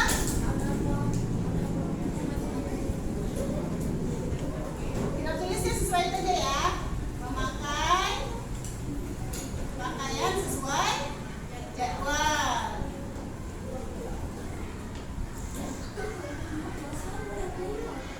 Lagi. Nih kalau mau izin bagaimana caranya? Ini ada, tidak ada yang bertengkar, tidak ada yang bersih, ini tidak ada yang buang sampah sembarangan. Pakai baju sesuai jadwal sudah. Tidak membuli, kelas yang ceria. Berarti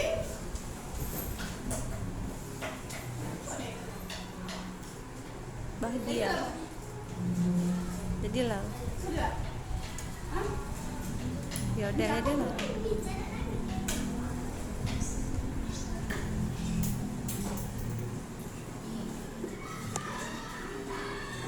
Jika ingin izin harus mengangkat, iya harus mengangkat tangan ya.